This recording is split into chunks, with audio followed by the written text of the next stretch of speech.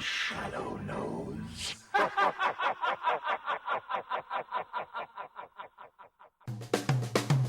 Welcome, friends, it's the Movie Film Podcast. Podcast, enjoy the show. Zachy and Brian are talking about the movies. Movie Film Podcast on the radio. Who knows what powers stir in the night? Whatever you did, it's in the past. I do what I do to fight back the evil inside me. Alec Baldwin, John Lone, Penelope Ann Miller, and Tim Curry. Who knows what evil lurks in the hearts of men? The Shadow.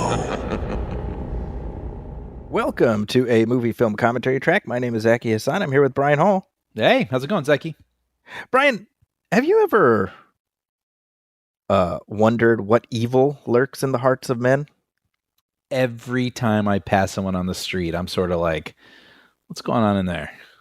See, some people wonder, other people know. Yeah. One knows? such person, why that would be the Shadow, Brian. The Shadow knows. He does know. You know what's funny? Maybe just because we're sort of movie-inclined people, but right off the bat, I'll say, I've not seen this movie until about 2 nights ago. The first time I watched it. First time ever in 30 years.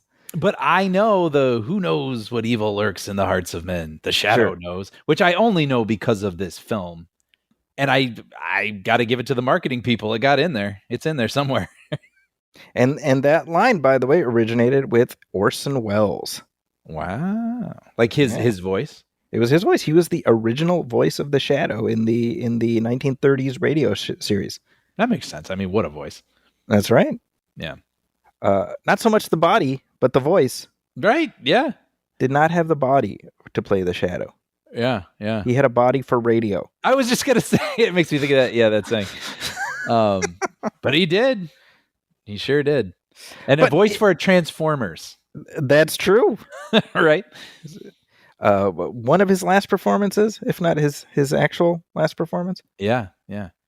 But enough about Orson Welles and his morbid obesity. We're not here to talk about that. Yeah, enough of that guy. Can we stop? What did he ever do with regards to film? Yes, exactly. No, we're here to talk about The Shadow, which Brian, it's not the Magnificent Amberson. No. But this movie celebrated its 30th anniversary this summer. I think as we record this, just a week or so away from the time we're recording this will be its 30th anniversary. And this is a commentary request we've gotten several times over the last few years, especially as we were working our way through the litany of retro superhero movies from the 1990s, which is a specific subgenre all its own. Yep. Enough entries to qualify as a genuine genre in the 90s. That's right. So we've cycled through Dick Tracy and The Rocketeer and The Phantom. I would include The Mask of Zorro just for shits and giggles. Yeah. and so the only one remaining was The Shadow. So here we are. Wow, is this really the last one? Is there any other one that I'm forgetting? Like not from the 90s. The Misadventures of Lulu or something like. Some radio program from 1953. Which don't you want to see like the edgy Netflix reinvention of Little Lulu?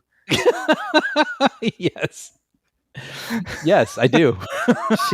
she's like an ex-prostitute or something, and she's trying to defeat drug runners or something. I don't know what that looks like. Totally Jenna Ortega.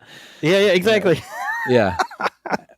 You know what? Actually, let's get on that after this. Let's submit our pitch. Dial up Netflix. Yeah.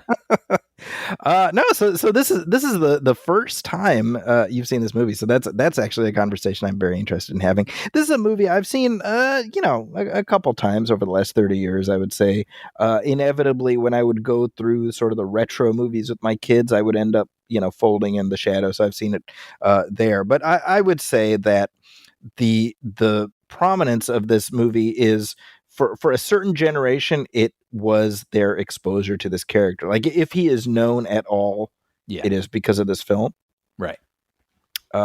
And I would also say this film is like the last time, arguably the last time, that the Shadow had any degree of like cultural penetration. Yeah, I'd agree with that. I can't think of anything post this. Yeah. So hey, we're gonna have a fun conversation hopefully, and why don't we get queued up? We'll let our sponsors do their thing. If anybody wants to watch along with us, there is only one cut. It's the 1994 version. So go ahead and queue it up while our sponsors say this.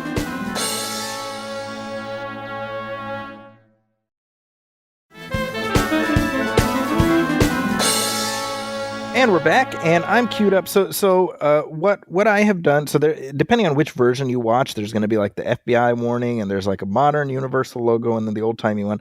I have it queued up to just before the older Universal logo that leads right into the movie. Yep, same. Brian, same with you? Mm-hmm. Okay, so we will do the usual thing. We'll hit play. We will go 1, 2, 3, play. And here we go. 1, 2, 3, play. All right. You hear that Universal music? Yes. As soon as I see this logo, I just hear I hear it, you know? Yeah. Oh, same. Just seeing this kind of reminded me of Darkman. Yeah, for some reason, appropriately. Similar era. But I was going to say, yeah, I mean, I guess right off the bat, I mean, we can say that Sam Raimi was trying to make The Shadow for a really long time, but was denied. He was denied more than once. He tried, I guess, in the 80s, and then had to make Darkman as a result, his own version of The Shadow. And then he tried again in the 2000s, and there was not enough interest, I suppose. I'm like, can we just let the man make his Shadow movie, for goodness sake? Oh, man, he would crush it. Right? He would crush it. Yeah, I would love that. I mean, well, speaking of Netflix, I mean, I don't know. Maybe let Sam Raimi make a Netflix film of The Shadow, like his passion project, where he can finally get it out there. I'm sure it would. Yeah, do the version where he's an ex-prostitute and he's trying to... Yeah. So I want to say right off the bat, the music for this movie elevates it maybe an entire letter grade. Totally. I miss scores like this. Yeah, right? Yep. One of Jerry Goldsmith's great scores. And I think the theme that he created for The Shadow is so distinctive that it was later utilized in the trailers for The Saint, starring Val Kilmer. Oh. Sorry. That's just, I was going off of my own sort of bemused direction there. But yes, no, it's funny because I don't remember the music because I only remember all the prosthetics on Val Kilmer's face in that trailer. That we need to watch sometime because it's going to happen. That's going to happen. And this is a movie with some interesting prosthetics on faces, actually, while we're talking about that. The Shadow as a character, I was aware of him going into this movie. I distinctly remember when this movie came out, I was not like, who's the Shadow? I was like, I knew of the Shadow. Now, how is that?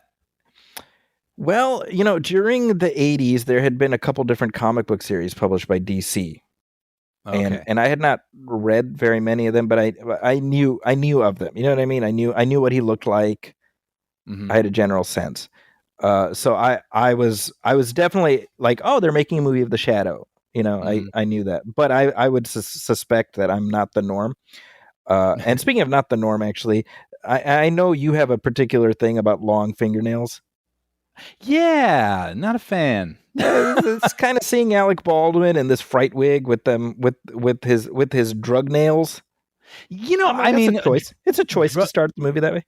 Absolutely, and coke nail utility aside, I don't see the functionality of having nails like that. I mean, just try to imagine going to the bathroom with nails like that. How does that even work? So I was actually thinking about that. Like, why would he want nails that way? It feels like it would make life harder. Yeah, it's I guess it was the fashion at the time. Yeah. I guess, or it's maybe even like a shorthand for a type of, I don't even know, like creepy figure or something. Yeah. Dark figure. Well, we know he's creepy because he just said, hey, shoot through my friend who's like a father to me.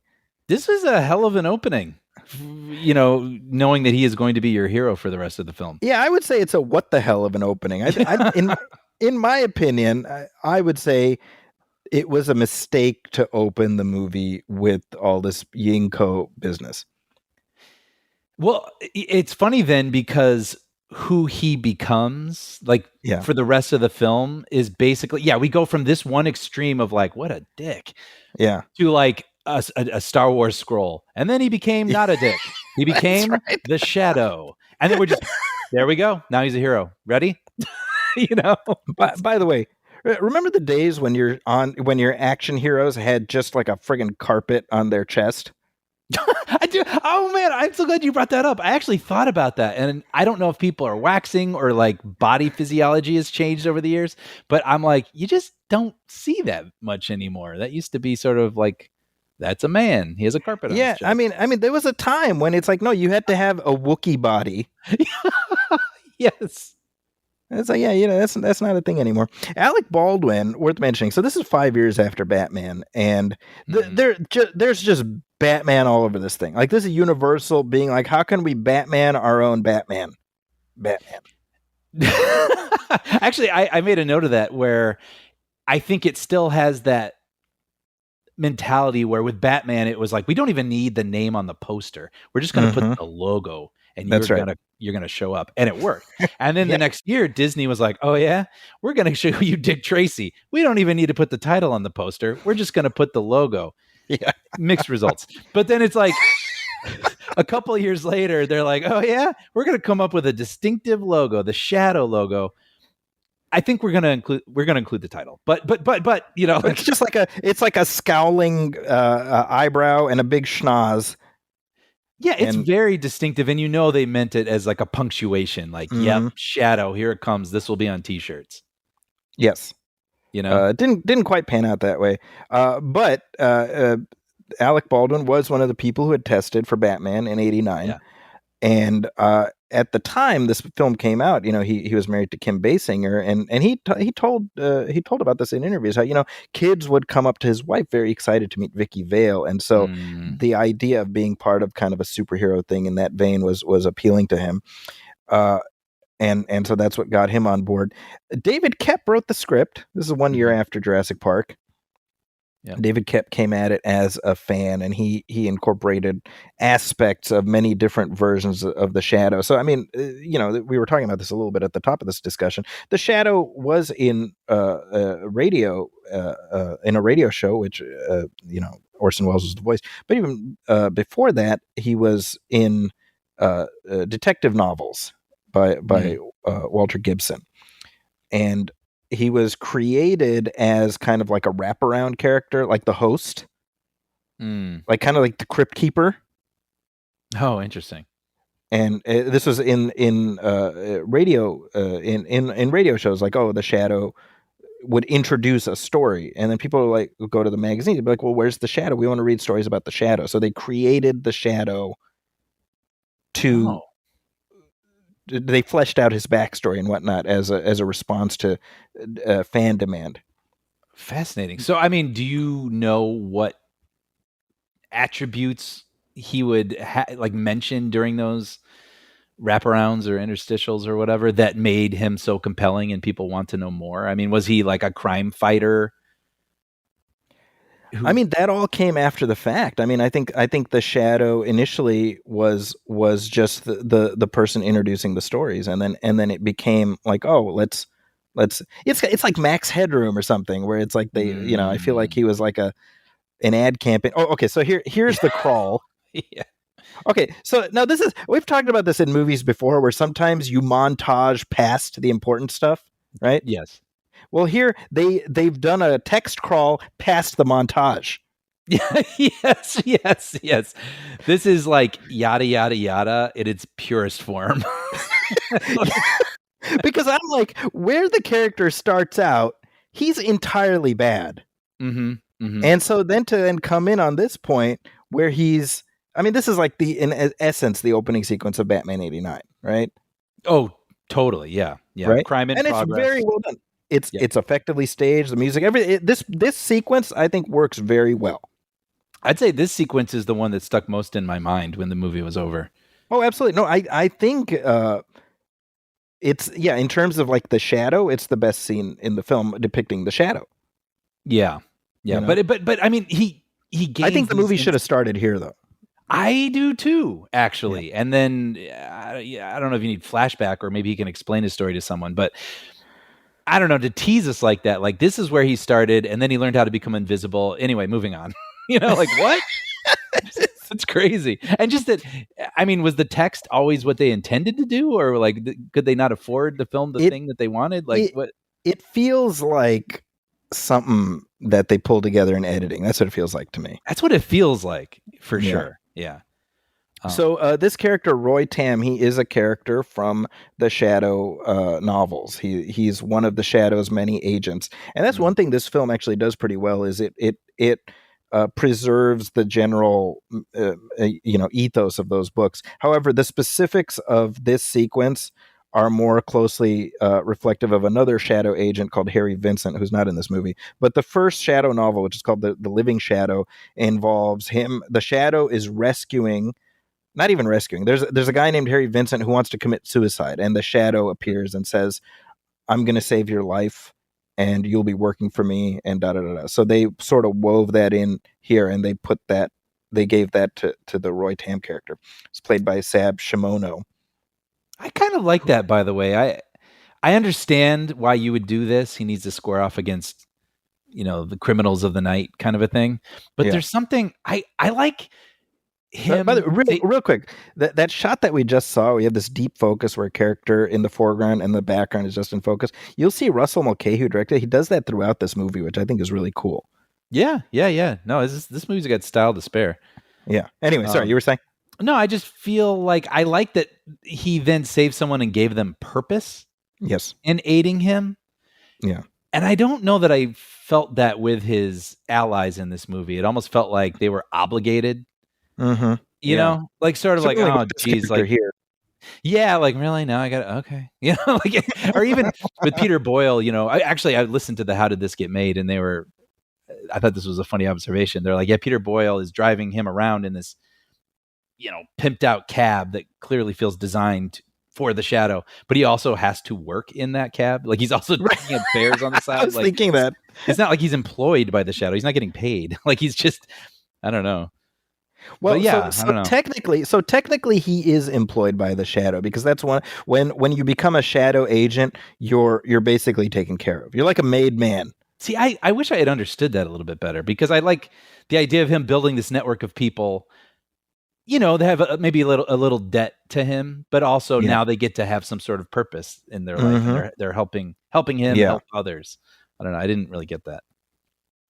Yeah, and while we're here and we're seeing the Shadow use his powers, clouding men's mind. This is one of the major differences between the novels and the radio show, where and by the way, real quick before I even get to that, this shot right here, when we not the Shadow shot, this right here, the Shadow. First of all, great introduction to the character. He looks exactly like on those old pulp magazine covers.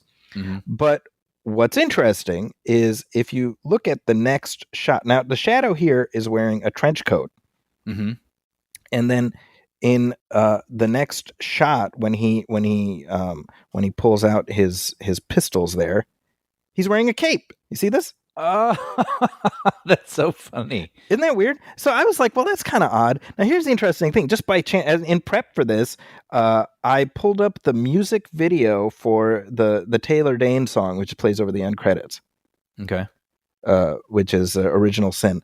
And they have that shot of the Shadow, that introduction shot where he's wearing the trench coat, but he has a cape like flowing behind him, like CGI. What? And I'm like, did they just forget to put that in the movie? Maybe. Right?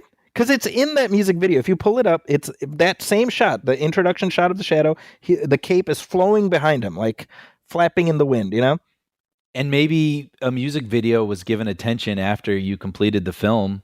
Yeah. And it just got past them. Wow. Weird, right? Yeah, that is weird. That shot is great. It's a really long shot with them sort of dollying into him. down the street. And I was thinking, like, nowadays, I don't think a film would have the patience to have that entire shot. But I was like, man, Yes. that's cool. That's striking. It is. It is a cool shot. We Yeah. we get to see Alec Baldwin dressed as Billy Baldwin. Right. Okay, That's so basically the shadow schnoz there. It's just, wait, okay, I want to talk about that. But before we get past, I have to say the whole concrete, a guy having concrete on his feet being thrown in water. Yeah. Truly gives like a chill up my spine. It's terrifying. That is terrifying. Terrifying. Having said that, yes. Okay, so the makeup where he has an entirely different face, a brow, nose, whatever. Yeah. What is that? Okay, so that the look, what we see here, the look of the shadow, that's as established in the old pulp magazine covers. If you Google, you can see old timey, really beautiful painted art. Mm-hmm. Now, my thought is, well, the scarf being positioned under your nose seems like it takes effort to have to do that, right? Mm-hmm. Mm-hmm. It doesn't seem particularly comfortable. Now, this film establishes that the shadow is, I'm assuming, like hypnotically altering the appearance of his face. So that's what I kind of assumed. So he wouldn't be recognized. Yeah, so you'd be like, man, the shadow's got a big old schnoz, and Lamont Cranston does not have said schnoz. Right. Therefore, the two cannot be the same. Yeah. But I think ultimately what it comes down to is they wanted him to look like the character from the books, and rather than give Baldwin a prosthetic proboscis, they just said, oh, let the shadow have that, Yeah, I mean, at the end of the day, it is what it is, but it's prompted some wandering thoughts. Like he kind of looks like a Dick Tracy villain. Yeah, I think absolutely he does. Yeah. And so worth mentioning, in the novels, Lamont Cranston is not in fact the Shadow's alter ego. So Lamont Cranston is a guy. He's a separate guy who the Shadow resembles. So occasionally he uses, like when Lamont Cranston is out of town, through mutual agreement, the Shadow pretends to be Lamont Cranston. Oh, that's interesting. Yeah, this is in the novels. I was going to say, like, knowing Not that the this radio show. Radio show is different. In the novels, it's like that. And I was going to say, knowing that the Shadow was a huge inspiration for Batman. Yeah, it was kind of interesting. It's almost like watching John Carter of Mars in a way, where you see all these things that later become the iconic things we associate with Batman, but they've been refined. Yes. You know what I mean? So like, yeah, just having a straight up alter ego feels refined versus, well, he looks kind of like a guy who sometimes goes out of town. So I'll be that guy occasionally, right. Like which I mean, it is what it is, but it's just funny seeing how that has been refined over time. Yeah. So in the novels, he's a guy named Kent Allard who was like a flying ace in World War I, and he did spying for various missions and this and that, and he picked up a whole bag of espionage tricks, and he utilizes that along with things he's learned in the Orient or what have you. Mm-hmm. The radio show just dispensed with all that and said, no, he's Lamont Cranston. Right. So this film sort of weaves together elements of both. Yeah. And oh, by the way, when we come in on the club, I had this reaction where the camera comes down and we see the singer, and I was like, oh, here we're about to see Melora Hardin, and then it's not Melora Hardin. I was like, oh wait, she's the singer in The Rocketeer, Yeah. Yeah. Now I know you've had a bee in your bonnet lately about saxophone music. I think it's worth mentioning the weird Kenny G music that's playing right now. Zachy, I literally have that written down in my Really? notes. I put fascinating that they're playing a Kenny G style song over this romantic moment in the club, because it's like, why wouldn't you license some old song or play an actual old song? I mean, you've got the song playing already, I know, it's very weird. It almost feels like it is Kenny G, and they thought that would be something that would help sell the soundtrack. It's very That's one of those things I do get hung up on when I watch a movie that's supposed And real quick, by the way, the Uncle Wainwright character says, after those years in the war when you disappeared for 7 years, whatever. That's an allusion less to the Ying Ko stuff than to what the Shadow was doing after the war, where he kind of, took on this persona and began his journey into the Shadow. So I find it interesting that the film is kind of alluding to the backstory, but not really, Totally. Which, by the way, I love this. I love the, I don't know, the way they're depicting his sort of mind control here, him going back into the Shadow. I mean, and his eyes are still kind of twinkling a little bit. There's a little bit of light on there. No, I was just going to say, the one thing that I get hung up on when I watch movies that take place in the past is when they don't make their haircuts look right. Or they'll play music that clearly sounds like it was made on a keyboard. Right. And it's just like, come on, like, let's just... just put some gel in their hair and slick it back. And and Jonathan Winters, by the way, this was kind of his summer because he was in the Flintstones like a month before this. Oh, that's right. Yeah. Wow, so he had a good summer at Universal. Yeah. Now, I have to say, rewatching this recently, I was like, I was thoroughly enjoying all of the scenes with Alec Baldwin as Lamont Cranston. I found him. This is like at that moment where he was just a charming movie star, and he's very charming. And I was like, whenever he became the Shadow, I was less interested. This was the experience I had. Yeah, that's interesting. I can kind of see that. Like, I love all the dialogue scenes with John Lone. I'm like, just give me a movie of them two just tossing banter back and forth.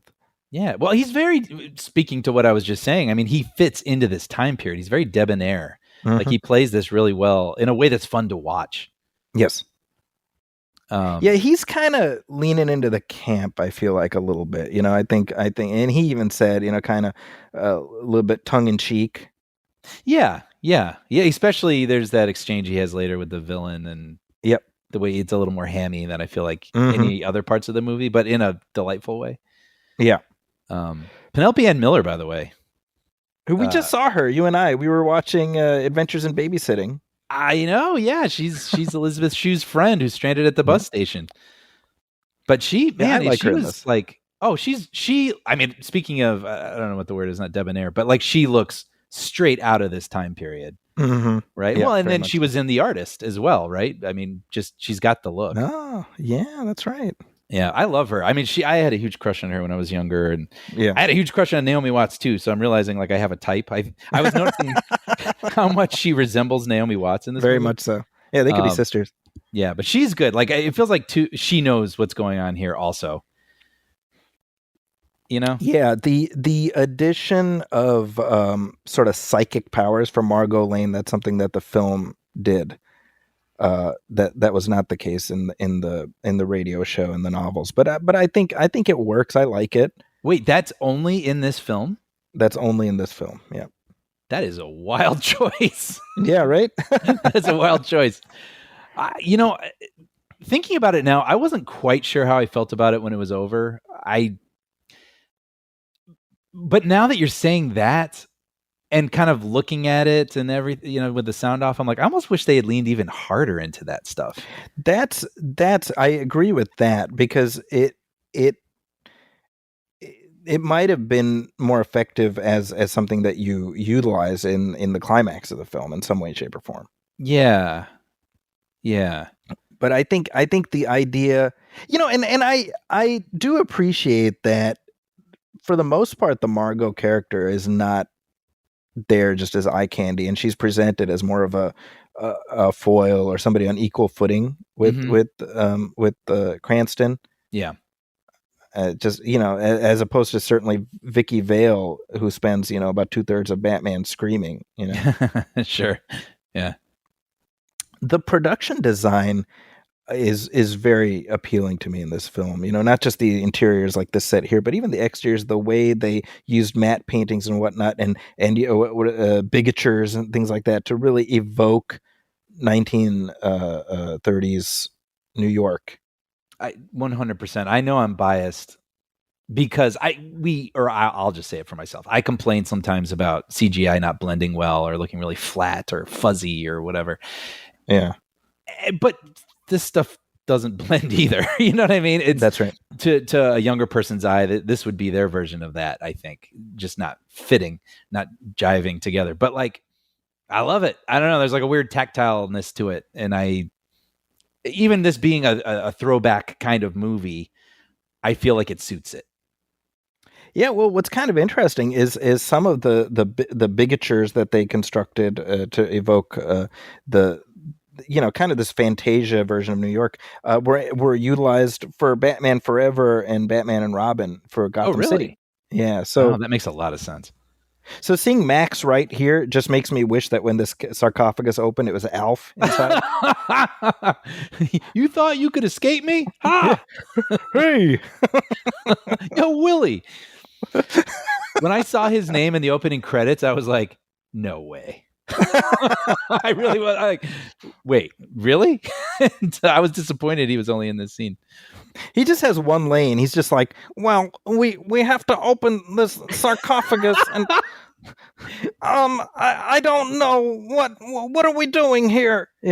I had a similar, or I had a feeling where I was watching it, like well, what's he going to be like, a guy from the 30s? But no, man, he's Willie. He's Willie. He's just Willie. That's him. I didn't order this; it just arrived. Yeah, he was a regular on the Norm Macdonald sitcom. Oh, and he's Norm's boss. So it's just Norm, what are you doing, Norm? And it's just like just swap out Alf and Norm. You know what? No one does it better. That's right. No one does it better. He found a niche and he defined it. Yep. Yeah, you know what? I'm really, things are crystallizing for me as I'm rewatching this right now. And my feeling was, I have to say, I tend to be a sucker for these kind of like 30s, 40s pulpy kinds of stories, Dick Tracy, The Rocketeer.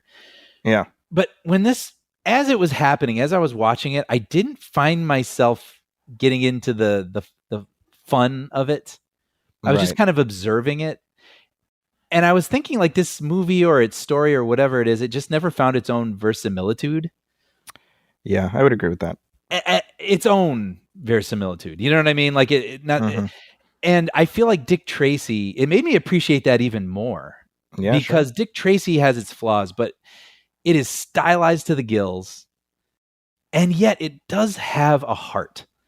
There's a real heart to the relationship between Dick Tracy and the kid, and even Tess, and like there's palpable stakes and a sweetness and a weirdness that all comes together in kind of a cohesive, rompy experience that I unfortunately did not feel with this one.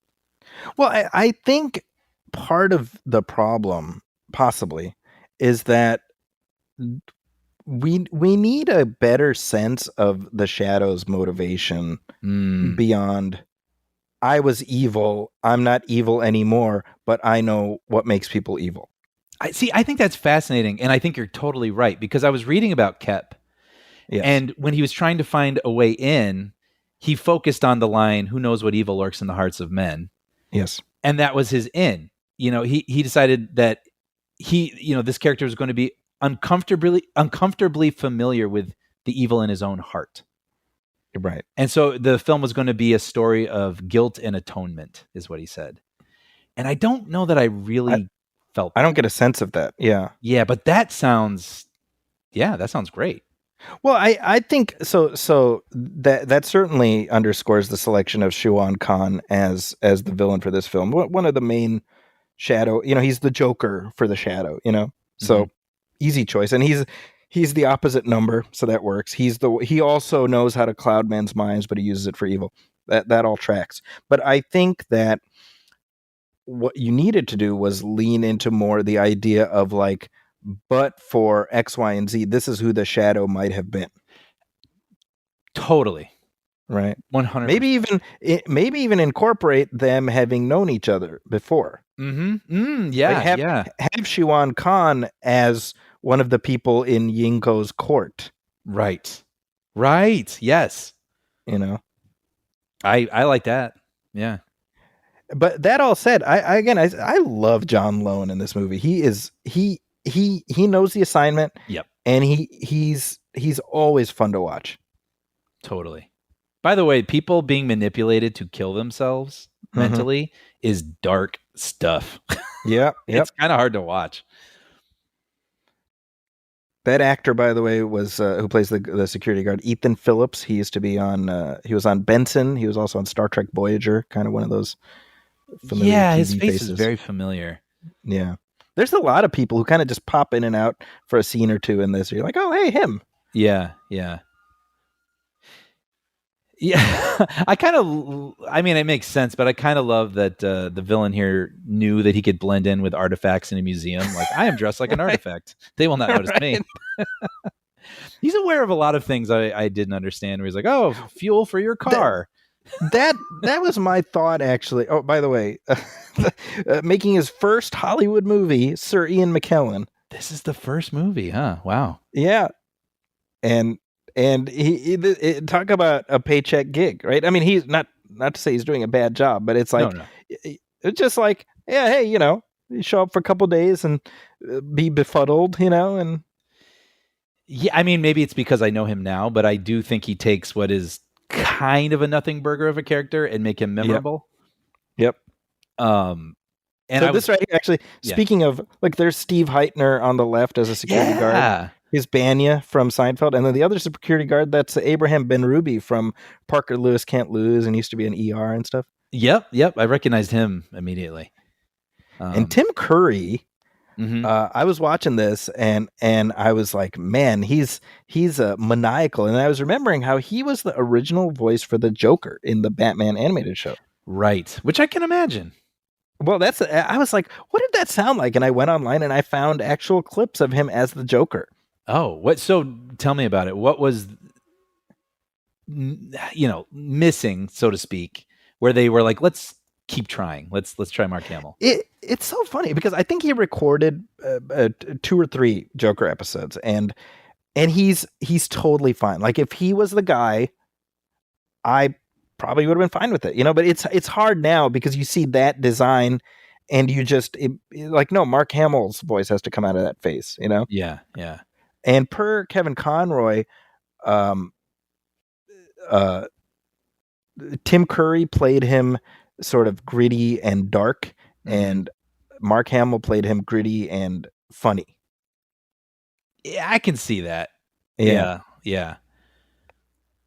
So this, I have to be honest, the whole colorblind thing, it had been long enough where I was sort of like, that's a weird thing to leave in, not realizing that, oh, okay.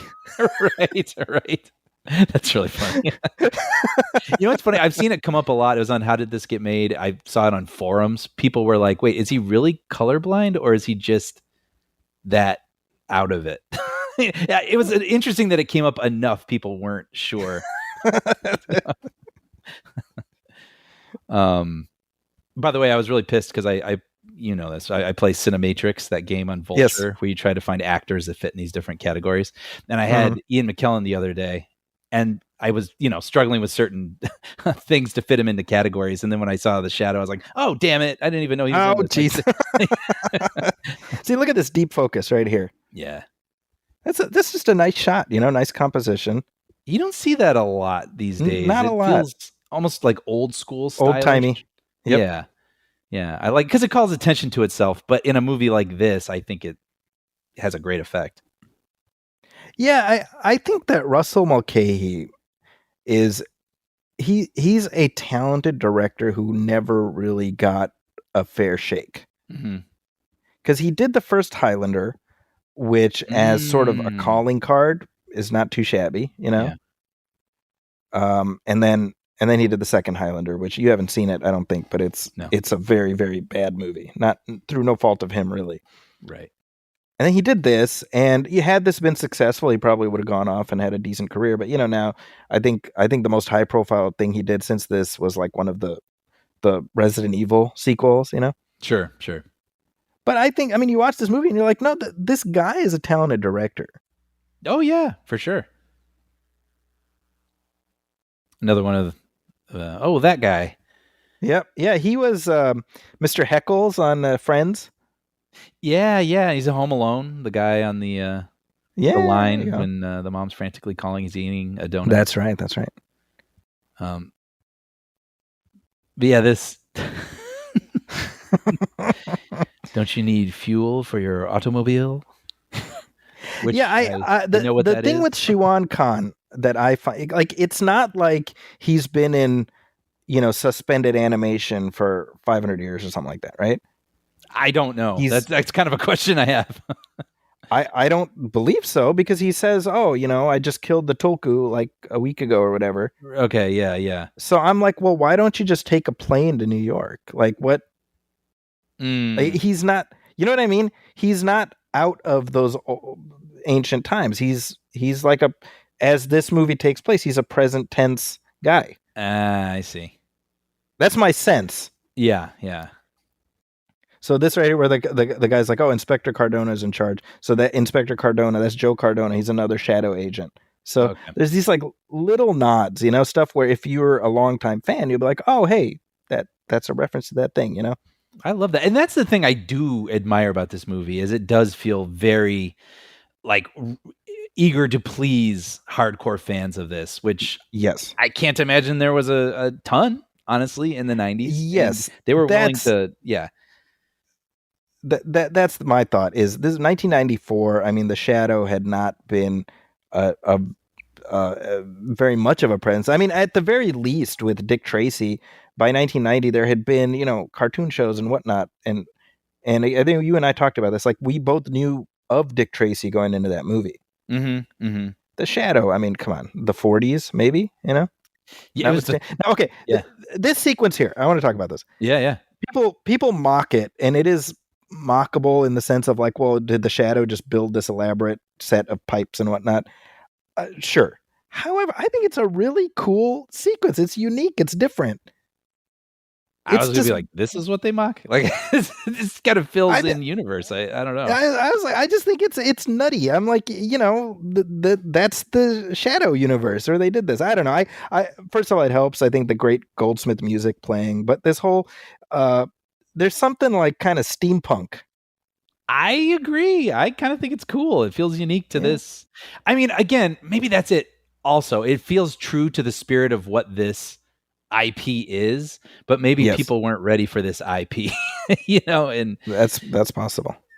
I don't know, or didn't know quite what they were getting into, something that would be so into the 30s-ness of it all. Yeah, well, I think that if there's one takeaway from these retro superhero movies of this era, is I don't think people were feeling the retro. Yeah. And so, I mean, I was talking with our friend Sean last night, and I mentioned that we were going to cover this, and he was like, "Oh yeah, it's that weird moment in the 90s where after Batman, everyone wanted superhero movies, but Marvel rights were all tied up." Mm-hmm. So it's like, these studios were going into their attics and being like, "What do we have up here?" And this is kind of all they had to work with. I mean, I don't know if that's true or not, but that feels entirely possible. Well, the fact that look at this shot. Look at this great marriage of practical, and then you got the matte painting in the back. Well. It does, and it feels like a milieu. I mean, it doesn't look real, quote unquote, but it looks, like this Fantasia. To me, it's like what Warren Beatty did with Dick Tracy, where he created this fantasy world in that movie. Right. This is like this fantasy New York, Totally. No, but to your point, I mean, this movie was in development since the early 80s. At one time, Robert Zemeckis and Bob Gale were going to do it, and then they decided to do this little thing called Back to the Future instead. Wow. Psh, what did that get him? Yeah, right. So you figure, okay, the 1980s, then you're talking about executives and creatives who it's within their wingspan, like their experience. But again, the Shadow, unlike Batman, this is the fundamental mistake. Batman never stopped being a present tense character ever. From 1939 until right now, the year of our Lord 2024, there has never not been Batman in some way, shape, or form. Isn't that kind of fascinating? I actually wrote that down, just thinking about that. I mean, knowing he was influenced by the Shadow, isn't it interesting then that the thing that came not that long afterward in the 30s never went away? Like, what is that? what made the Shadow drop out of the popular imagination, but Batman never left. And it might come down to the simplicity of it. I mean, you have these rings, that's kind of interesting, but then you have the bat signal. Yeah. Like it's just striking and ominous in the sky. It's simplified and it's bold and it's, you know what I mean? Like there's just something. His Yeah. face doesn't change. The rules of him being kind of a shadow, but kind of there, but kind of not. Like it's all a little too much or something. But Batman is just so simple and really makes an impression. I don't. It's kind of fascinating, right? I agree. I think that. Oh, and by the way, this dialogue sequence. This is what I was saying earlier. I'm like, just give me these guys like just tossing one-liners back and forth at each other. I love scenes where the good guy and the bad guy are chatting. Me too. Yep. And I think these are two good actors. They have the reference to like, oh, where'd you get that tie? I love that stuff. I don't know. I think this is where Alec Baldwin is in his element. I think he seems very uncomfortable playing the Shadow. Yeah. Because he has a twinkle in his eye.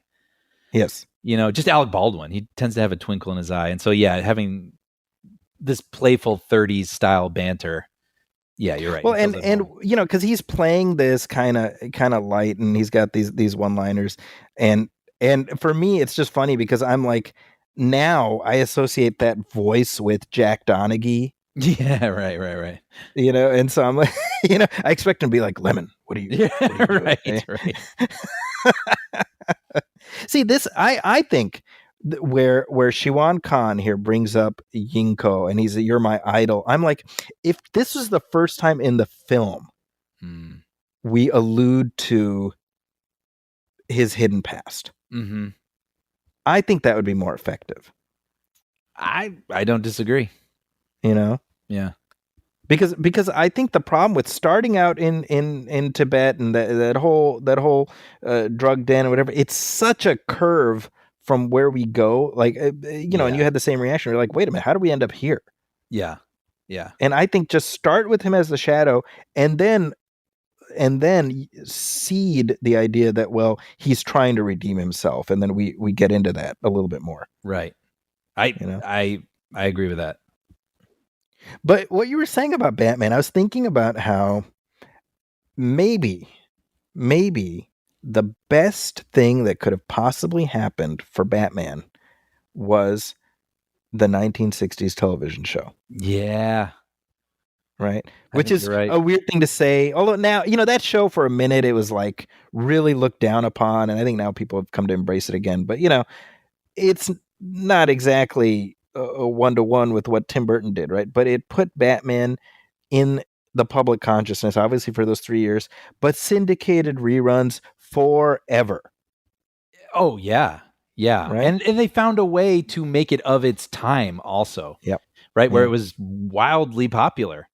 Mm-hmm. And so it was so iconic. It is iconic. Right. And they just, it was, you could have messed that up in so many ways, but they struck this perfect tone in the perfect moment. And then, like you said, it lived on in syndication, and we still found it fun when we were kids in the 80s. So you're right. Yeah. And then as people in movies want to take certain things more seriously, every moment in culture happened perfectly for that for character to endure all these years. You're right.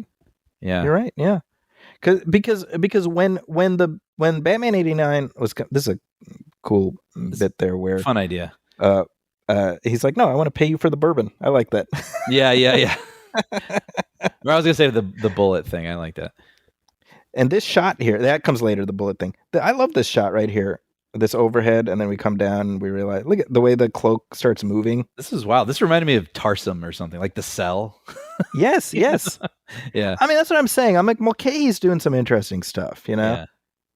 But with Batman, when the '89 movie was coming out, I'm speaking for myself, but I'm sure this speaks for you too. We weren't like, oh, they're bringing back that old thing.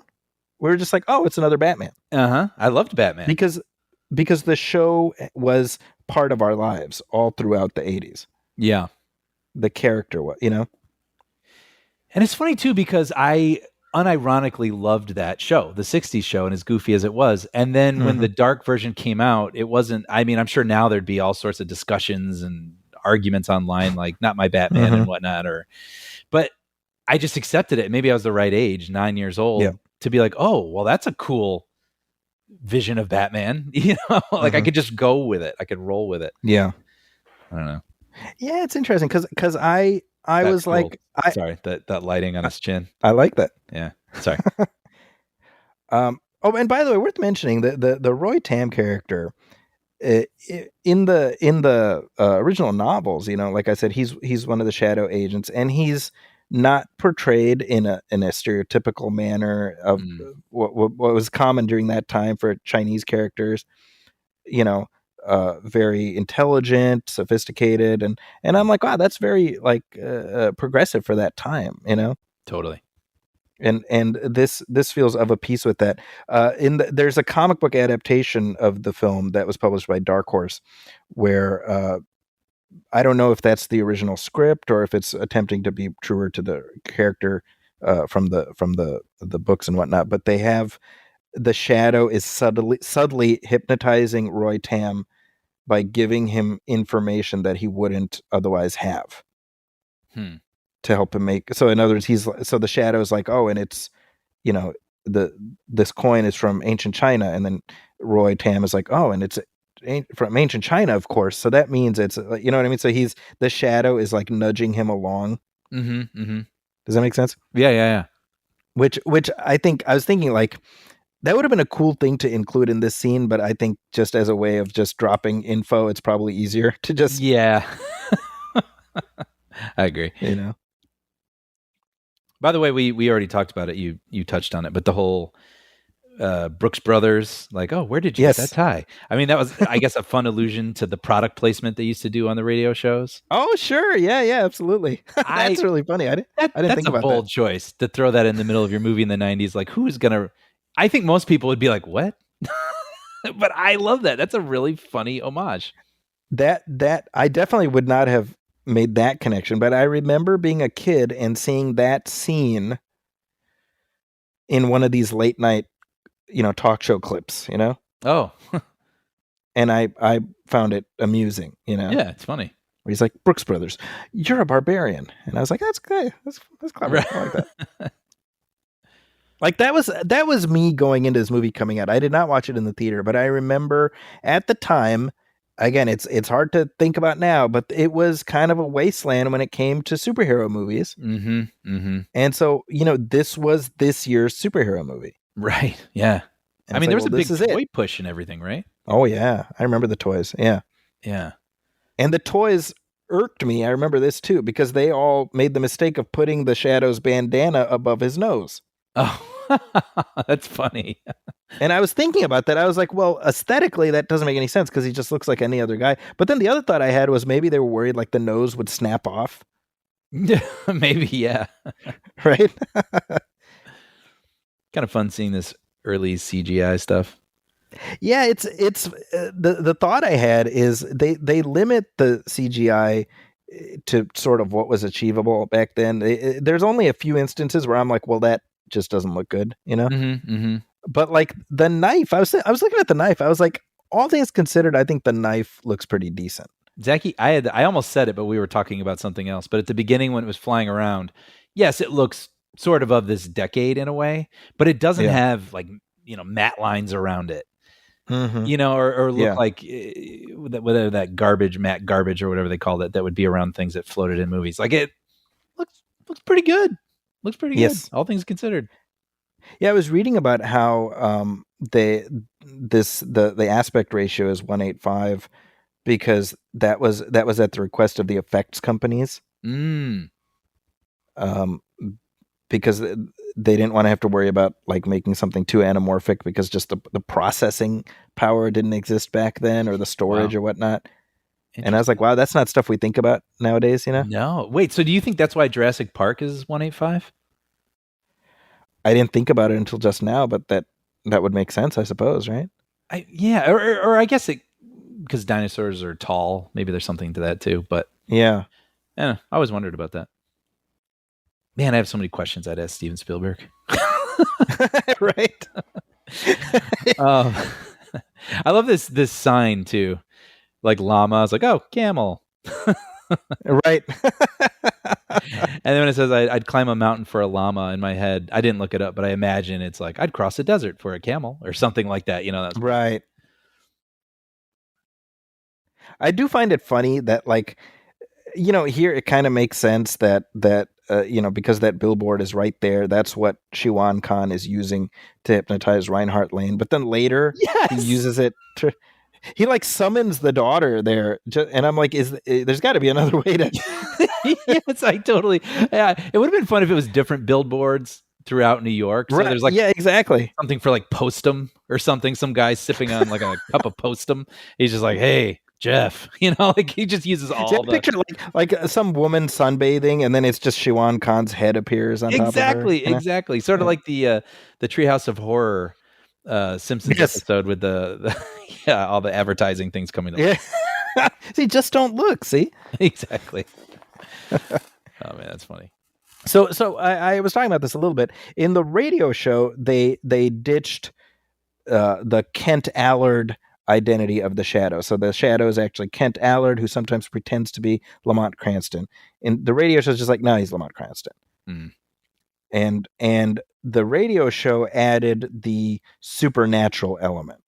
So in other words, the novels were much more Batman-ish, where it's like he gives the impression that he's supernatural, but everything is gimmicks and stuff.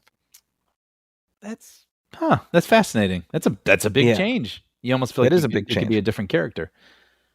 Yeah, and I think the thought process, if I were to guess, was like it's easier shorthand as opposed to having to have the character explain to the audience everything he's doing. Like, let me use my grappling gun or whatever. I don't know, Totally. It works so well for radio. Yes, too. Exactly. It's like, now I'm invisible. Ha ha ha. I'm over here. Ha ha ha. I'm over there. Like, it feels like a real radio sort of superpower. Yeah, and I think that possibly that's one of the reasons that I have two thoughts on this. I'm like, maybe that's one of the reasons the character didn't endure, because if we're doing like a 1-to-1 comparison, it's just more interesting that Batman's a regular guy. Mm-hmm. On the other hand, I'm like, I think giving the Shadow this supernatural hook, well, that distinguishes him. That's something that certainly now lets him stand apart. Sure. Yeah. I think the other thing actually is the Shadow is published through pulp novels, and there was something like 300 something Shadow novels over the course of 20 years, of which Walter Gibson wrote the overwhelming majority of them.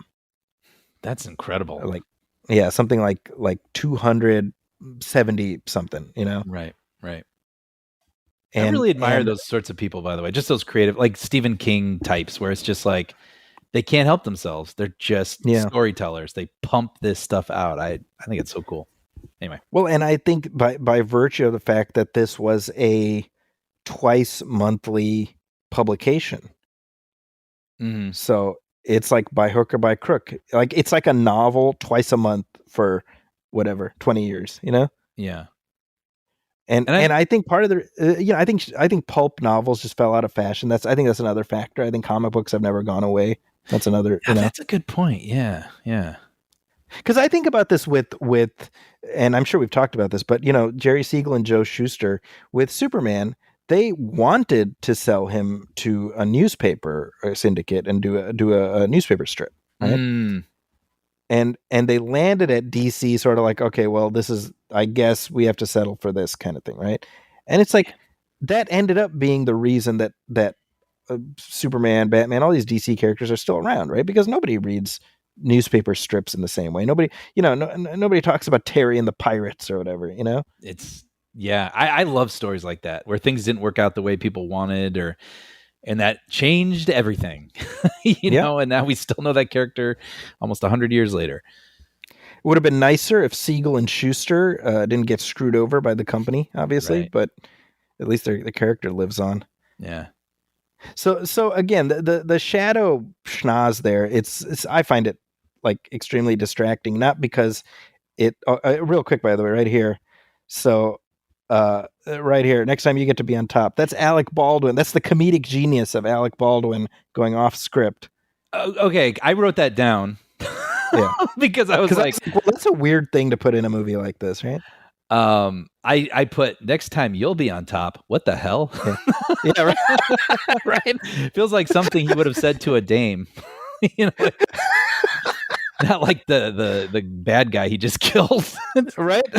It's such a weird, like, the fact that he came up with it. They're like, that's gold, Jerry, gold.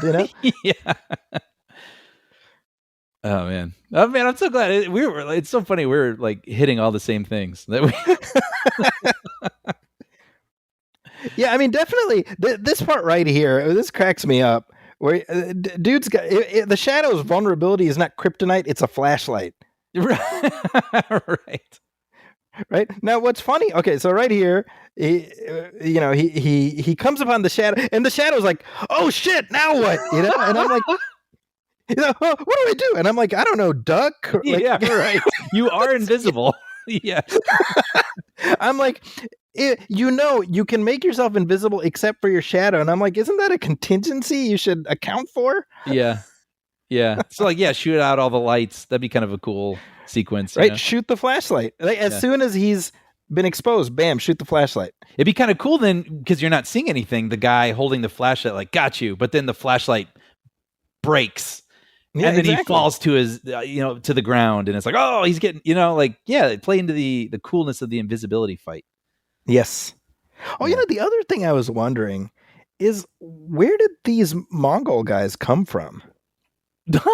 Yeah, was there other tombs that were just opened? Yeah, that is a very good point. Yeah, because our main villain, he just arrived, in that tomb. Yeah, like did they all come on the plane? Like Shiwan Khan took this bit right here where Peter Boyle is like, I sense something coming, and he's reading a book like Developing Your Psyche. Doesn't that feel like something that could have easily been just cut out? Yes. That feels like I mean, I'm not saying they should have cut it. I'm like, it feels like, that's kind of interesting that they left that in, because that seems like something you would have just cut, It's funny though, like I almost wish there was more of that. Like, because there is a quirkiness occasionally, I'm not saying it has to be that movie, but I don't know, if you're gonna do it, like, go all in or something. Yeah, and I think part of it is just because it's Peter Boyle and we know him. Like, even at this time, he was known, but obviously since this, because of Raymond and stuff, like, oh, we love Peter Boyle. We want to see more of him. Mm-hmm. Mm-hmm. Maybe that was something he came up with on the day. He's like, yeah, get the prop department. I need a book. I need a book. I felt bad for these guards. Yeah, they didn't do anything. They just wanted a burger. I know. It's like you give them enough of a moment. Like, I'm hungry. Do you like pizza? I love pizza. Thwap, thwap. Just so we think about them as real human beings for a second, just to take them away from us. See, so this right here, okay? So her dad calls her and he's like, I need your help, Margot. So she shows up here and then she's hypnotized by the billboard. Again, I'm like, so is Shiwan Khan's power specifically channeled through Smoking Guy on the billboard? Yeah. Or they built the set, I guess. Might as well use it. Yeah. But this is kind of fun, hypnotizing someone to become an assassin. Well, and it's very a Naked Gun, right? I must kill Pap Schmear. Yeah, I must kill the queen. I must kill the queen. Yeah. Yeah, I was talking about John Lone. I mean, he's an actor who I first time I became aware of him was through this film. But I mean, he was in a couple of years after this. He was in a really good movie with Christophe Lambert called The Hunted. I remember that title. Yeah, it's like kind of an overlooked movie, but I actually really like it. Mm-hmm. And then he's like the villain in Rush Hour 2 and stuff. And I'm like, I'm like rewatching this. I'm like, John Lone, I feel like he should have had more of a career, right? Or more of a Hollywood career. I was surprised when I went to his IMDb page. Yeah. Not as much. He was in The Last Emperor. That's kind of the big thing that put him on the map. Yeah. I kind of wondered. I wish I could go back to 1994 and take my grandpa to a movie theater to like see the trailer for this and see if he'd go, "Holy crap!" Like, Yeah. is this? This is a weird example, but for me, I think something that I loved when I was a kid that people don't think about much anymore, like Inspector Gadget or something. If I was to just show up in a theater and see an Inspector Gadget trailer with like my hypothetical kids, would I be like, what the? Yeah, because he's got the extendo arms and his, Penny solves all the crime. Like, like how I'd light up and remember all the details about it. Like, would my grandpa see this and go, oh my gosh, like, I used to listen to this after Hoover's addresses on the radiola. I wonder. I almost would love to see him delighted in that way. I wonder if grandpas across the nation when this trailer drops. Okay. So this is interesting because I think, well, first of all, I think I want the Inspector Gadget reinvention where he's an ex-prostitute. I'm loving this runner. I do remember, this is the only place I can talk about this really, but I remember in the early 2000s when things were getting really gritty, I wanted to do, like, I had a joke about doing like a gritty Inspector Gadget, and it would be, rain-soaked New York or whatever, and someone's mugged, and the guy runs down an alley, and then all of a sudden you see a close-up of these lips go Gadget arm, and his arm like flies down the alley, grips his neck, and holds him way, way, way up in the air. If it dropped him, he would kill him. Like this gritty Inspector Gadget. Swear to me. Yeah. Yes. I'd watch it. I would too, honestly. Anyway. Yeah, I remember the movie, the live action, the Inspector Gadget movie being not very good. But I think Matthew Broderick was just miscast, but they did a straight to video sequel a couple of years later, which I didn't see much of. I saw some clips, but it was French Stewart as Inspector Gadget. I remember that. And I'm like, well, that's better, like casting. Yeah, that's a good point. I went and saw that in the theater because I am a gadget head. Wow. And it's funny because I didn't like the movie very much, but I am noticing now a generation coming up. I'll mention Inspector Gadget and they'll be like, oh, I love that movie, Matthew Broderick. Yep. It's their hocus pocus. Yes.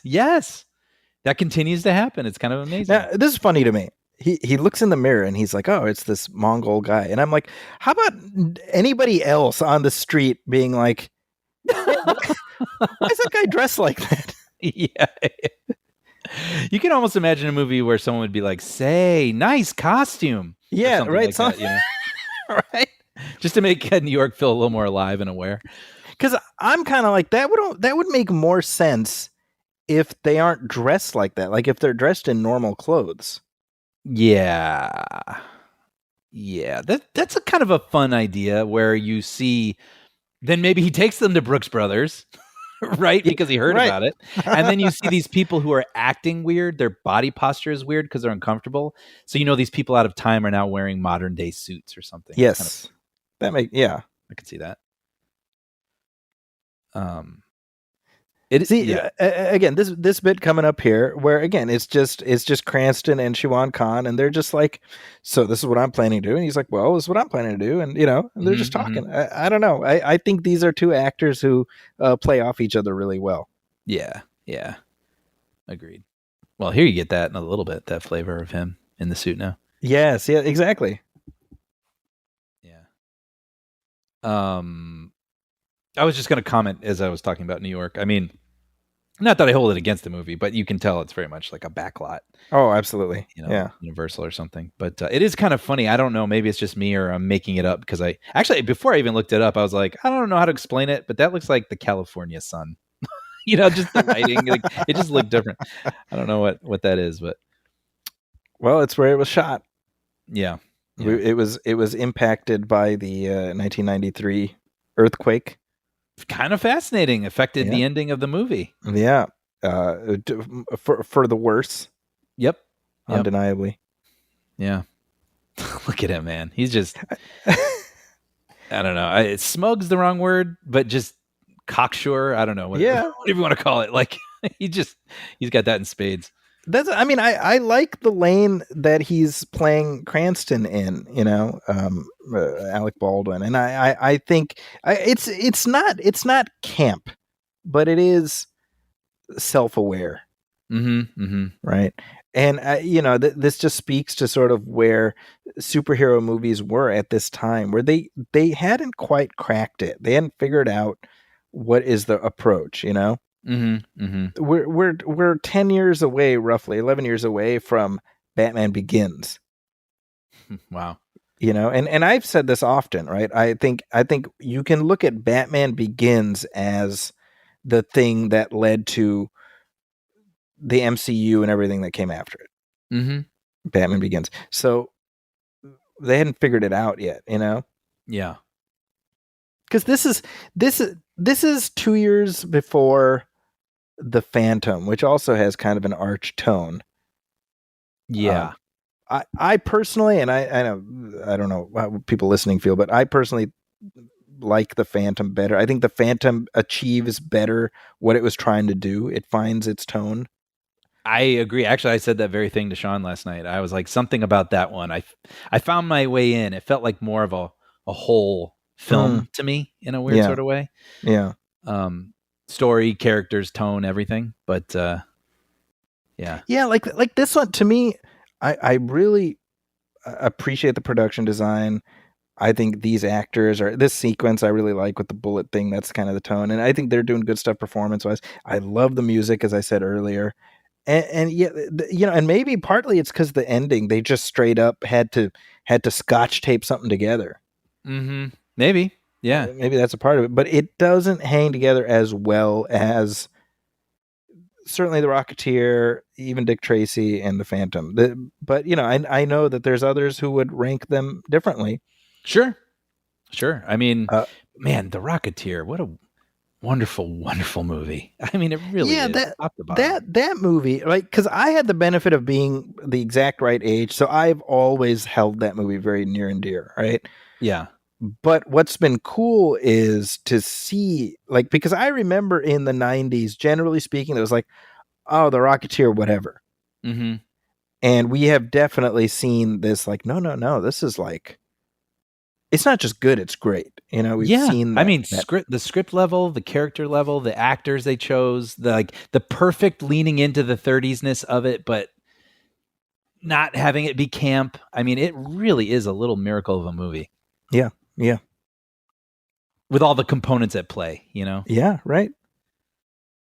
I love this concept. I really like this element of the story that where's his hideout? Oh, it's just right there. He's just hypnotized everyone into not seeing it. I think that's kind of brilliant.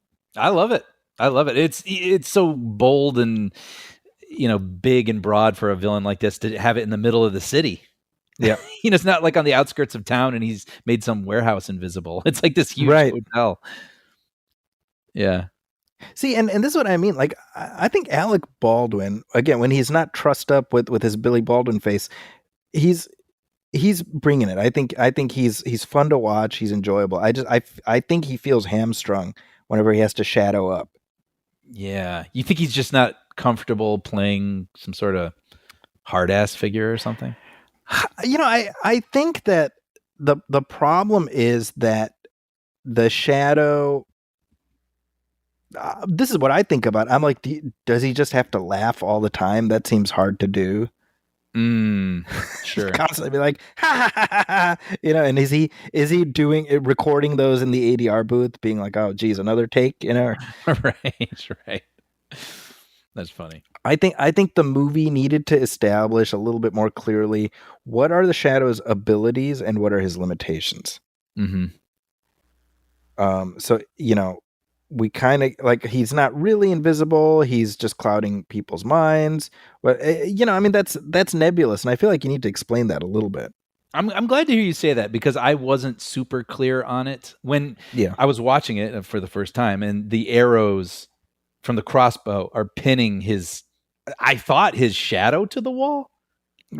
Right. Yeah. Which makes more sense because if he was that close to the wall pinned, there would be no shadow. So, you know what I'm saying? Like, it was just, my brain was doing geometry, trying to figure out what was going on in that moment. Right. But yeah. Yeah, I mean, I think that it's easier from a radio show perspective to be like, he's able to cloud your mind so that you don't really see him, right? But it's like, how do you visualize that? Mm-hmm. Sure. Yeah, I mean, they do a pretty good job later in the film with the water, right? And you see his sort of footsteps going through the water. I thought that was pretty good. Like, he's really there. He's just obscured himself to you. Billowing drapes. I wish I had billowing drapes in my place.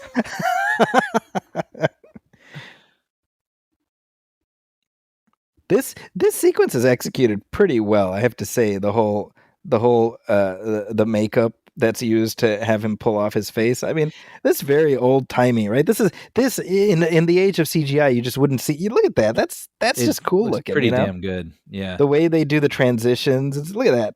Yeah, with the lamps, that's pretty good. Yeah. I was just like, holy crap, it's going full poltergeist. I thought he was gonna rip his face off. I was like, geez, that's like the grossest part to me in Poltergeist. Right. This scene here, this was another one of those late night, Jay Leno clips. I'm guessing when Penelope Ann Miller was the guest, Oh, I can see that. I mean, look at her, man. She looks ripped out of like a 1930s starlet sort of perfectly thing. Of that era. Yeah. Yeah. There was a minute there where she was in a lot of stuff. I feel like Carlito's Way, Kindergarten Cop. Way. Just before this was Carlito's Way. Yeah. Yeah. I remember her being like a real presence. And she's still, I looked her up. The Relic. Yes. Yeah. Totally. Yeah. But she's still doing stuff, but you just don't see her at the forefront as much lately. Well, that's just the unfortunate. But this is hilarious. This is just a funny exchange. She's talking about her dream. It's all sensual and and she's like, "What was your dream?" See, I and the way he delivers it, I think it's perfect. I do think it would have been funnier if she didn't say "you have problems." I agree. Just play off her reaction, right? I think I had that same note, so I'm looking at. But yeah, it's like, no, like, let that be funny. Yeah. Or play, have a reaction or something. Just her reaction. We don't need to put a lamp on it, Totally agree. It undercuts it. That's so funny. That too, I thought that was a pretty funny thing where he's giving her his, oh, this is like my aunt, whoever. And she's like, oh yeah, she kept her figure too. Like, no, it's all the women he slept with. Yeah, right. It'd be kind of funny because we're seeing her silhouette here as she's changing. If she's like, oh, how'd your shadow get over here? Like, huh? What? And then and you hear pitter patter. He goes back on the other side of the changing screen. Alec Baldwin has talked about how this movie was part of the succession of flops that ended up kiboshing his run as a leading man. Because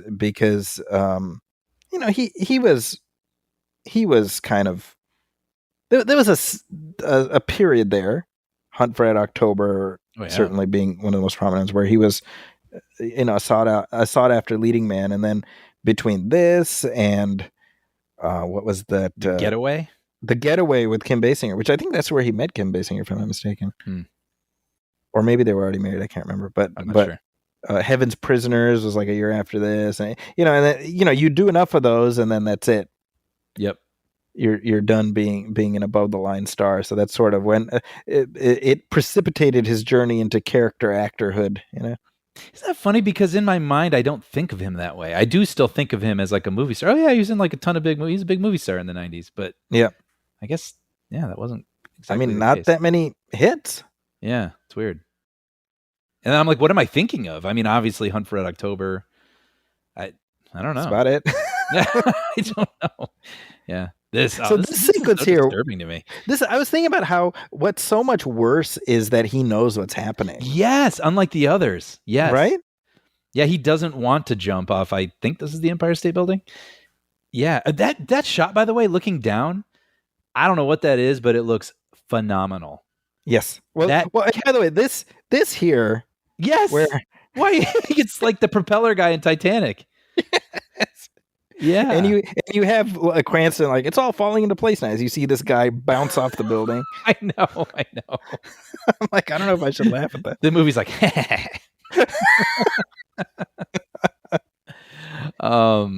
but yeah, that perspective shot looking down the side of the Empire State Building, like that made my stomach drop. It was a really effective shot. And who's that actor? He's in all sorts of stuff. The guy who fell? Yeah. Yeah, I've seen him in a few things. Oh, I'm surprised you didn't know his name. Sorry. It's like so up your alley to like know that guy. I have failed he's you. in a million things.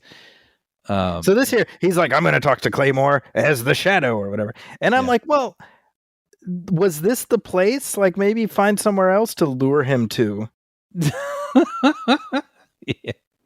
Right? Because this sequence makes me say, the Shadow's maybe not so bright. Right. Yeah. Tim Curry, it's interesting. He doesn't play as big of a role as you would imagine for having Tim Curry in this movie, I feel. Maybe I'm wrong. Yeah. Tim Curry, this was 94, and then a year after this, he was in Congo. Which I've not seen. Which, yeah, I'm not planning for us to do a commentary track for that. I weirdly find that surprising. Unless we get enough requests. I mean, shit, we're doing this one because we got multiple requests for it. So hey, you never know. I do like that. Yeah, I like the footsteps right there. And by the way, I did read that Tim Curry did this because he wanted to work with Ian McKellen. So it sort of makes sense. Yeah, totally. And I guess they had been in a production of Amadeus together. Yeah, and they got along famously on this. One can imagine. And Ian McKellen talked about like just his first exposure to just like a big Hollywood movie, big set, big everything. And it's very funny now to be like, Sir Ian McKellen, he's Gandalf, for goodness sake, and I was thinking about, I was like, he was in his 50s when he made his first big Hollywood movie, right? Amazing. So you talk like it's never too late. Yeah, and if some time traveler could tell him, "Oh, your biggest role, like that's still, that's a little ways away. You're going to become iconic." Yeah, in culture, for something you haven't even done yet. To hear that in your 50s, I mean, it's got to be kind of nice. Yeah. See, again, I'm going to say, hey, Shadow, maybe don't lure the guy into the death trap. A death trap, yeah. Yeah. Like just show up in his apartment. Yes. Like of all the places, I know, it's so funny. But there's something kind of old school about it that I do like. It feels like an old school concept, this kind of a trap. Yeah. I kind of like this psychic thing. It's kind of fun with her. And like we said, especially considering it was just an invention of the film. I know it's quite a swing. But I mean, at the same time, it fits what we're doing here, right? I mean, with messing with people's minds, and so he's found someone who's on some sort of weird plane with him, So here's my question: why isn't the water gushing out of those holes? If I was the director, I'd be like, "Cause shut up, Zachy." No joke. Didn't even cross my mind. I only thought, why is he swimming away from them? Like I would just, I don't know. I guess you have to keep trying. But like, I mean, I'm like, well, maybe I'm wrong because I don't know how, the physics of water. But I'm like, it's gushing out of all the other holes. How all the other holes? Yeah. Yeah. This is hilarious. This is how you open a door. He's like miming it to her. Save me. Turn the door thusly. Yeah, I had that exact thought. I kind of like this old school kind of stunt too. It makes me think of Mission Impossible 1, the exploding aquarium, and just a gush of water throwing a human being. I mean, there's something kind of that's dangerous. Yeah. Yeah.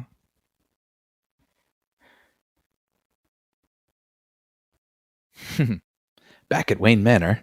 Yeah, exactly. It feels like. The chemistry between these two, I find it interesting because I was looking at some of the conversation online. It's like, oh, they don't have any chemistry together, and I was like, I don't know, man. I like them together. I think they're fun. You know what I will say? I don't think their characters necessarily light the story on fire, but Sure. they both are very good at doing what this movie wants them to do. That sort of 30s. I think that's a good way to put it. Like they're in the same movie together, and that is fun to watch them interact. I remember this shot right here in all the TV spots. Yeah, it's really as trailer guys, like, who knows, what action or whatever, then it's captivating. Yeah, like her in slow mo. The excitement. That's really good. I bet. Yeah. Like her, she's in this like nightgown that's flowing, and then there's these flames encircling her. See, and she's so right here, Brian. What if this here is the first time we really see the yin-ko of it all?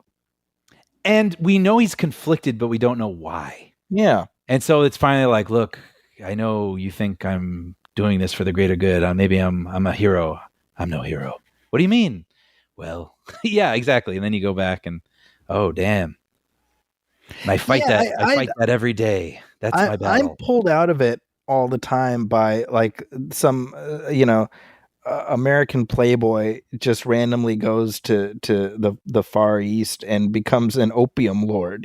That's so right. And then being like, but now I'm a good guy, and I'm like, well, maybe you didn't need to go as far as that, but you can allude to the idea that following the war, he lost himself. Mm-hmm. And he became somebody he didn't want to be, and I think there was a better way to incorporate that without it being so abrupt, so jarring. That would be a great montage, like seeing some guy who has like a little arrogant and comes from some world and thinks he can. Well, I'll just camp out here. This is exotic to me and interesting. Rather than go home, and then it's like, but then I found myself becoming someone I never thought I could be. Like you just. Yeah. I think it'd be better if he says that, and then the screen goes to black, and we have another text crawl. Over the next 7 years, Cranston became a person he did not want to be, killing friends and such. There was one moment where a guy who was like a father to him, he ordered to shoot him anyway. And then we fade back in on him, and he's like, and so that's what happened. And she's like, what just happened? You just what's this? Yeah. You just got really quiet there for a second. Yeah. Oh, you couldn't read that? Oh. Yeah. She's like, you're really strange, and I don't know why I keep sticking around. Yeah. I love this old bomb too, with the old timey numbers. I don't even know what you call that. Those light bulbs. Yeah, it's very. It reminds me of Goldfinger. Totally. Yeah. I love this stuff. The miniatures or bigatures, as you were calling them. Yeah. And I'm a big fan of exposition by way of shouted newspaper headlines. Yeah. Spinning newspapers / shouted headline. Exposition. Extra. Yeah. I love the expression on this guy, by the way. I was fascinated by that. Real quick, by the way, I think Oppenheimer would have been improved by spinning newspaper / newspaper boy screamed headlines. In my opinion, I don't want to tell Christopher Nolan his business. Needed more shouting paper boy. I would love you to encounter him in a restaurant and be like, I don't want to tell you how to do your job. Cut to me, tossed out like jazz. I love that. I love that as a series, by the way.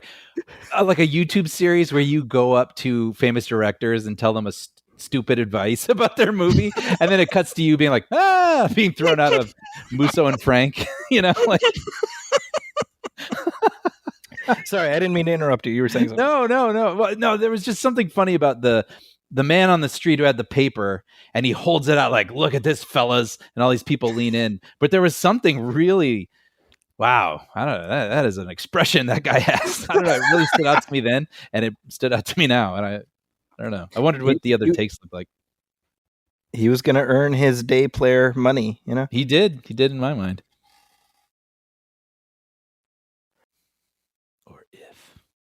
He's kind of a fun. He speaks in a purr.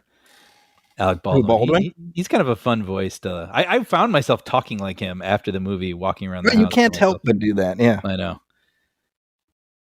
Is that what you think? Yeah. What we needed was Tracy Morgan. Yo, Lamar Cranston, what are we doing here? Oh, I would have loved that if he was one of his acolytes or whatever. If he was the Peter Boyle character. Yeah. Hey, Lamont, what are we doing here? Where you want me to go, boss? I don't want to tell you this again, but subtlety is key. Please. This is cool. I love this. This is the wackadoo of this story that I like. She's a psychic. That building's invisible, you know, like The guy's like a lunatic. he's loony. See, that's probably a guy they didn't want to pay because when he turns around and his mouth doesn't move, but you hear someone loop in, That's like, right. lunatic. Yeah. There's a scene in Airplane where it's Robert Hayes describing the first time he sees the Julie Haggerty character. Yeah. And he sees her, and it's his narration. He's like, I had to ask somebody to pinch me, you know. And you see him lean over to somebody, and he whispers, obviously, pinch me. And you just see the guy like, what? And he just backs away slowly. Yeah. I feel like that would have been funny here. Kind of like he sees the building. Hey, pinch me. And you just see the guy like, what? He just Totally. This guy's bats. I think he took his wallet. Yes, yeah. Every generation, like, there's an actor who just fits that bill, and he gets cast in these kinds of things. I love it. That guy in Back to the Future 2 is so perfect. I think he took his wallet. So now here's my question. Are you entirely clear on what Siobhan Khan's plan is exactly? No. Because I was thinking about that. I thought that was a me problem, and because I was kind of half watching, half kind of studying the film, the look of it and everything. But I don't remember what the plot is then. Even now, I don't know what it is. He's going to blow up something atomic bomb. Yeah, like, but why? I don't remember. Because he wants to rule the world. There you go. Yeah. That'll do. So there. that'll do, pig. This guy's mad. I love this. I do love how nowadays in our smartphone world, the idea of like the superhero has to rely on pneumatic tube based communication. I was just going to say, I mean, going back to what we were saying earlier, I mean, that makes total sense. Like, the Shadow also has a series of interconnected pneumatic tubes set up all around New York, and it's people, like, it's secret network. It makes sense for the technology of the time. Absolutely. And it feels kind of fantastical and fun too, because who else could pull that off? Yeah. Back at some point, maybe 10, 15 years ago, they were talking about doing a Shadow / Doc Savage team up movie. And the Avenger also, that's another pulp character who his whole deal is that his face is malleable. So he can just like mush his face into whatever. Kind of Darkman-esque.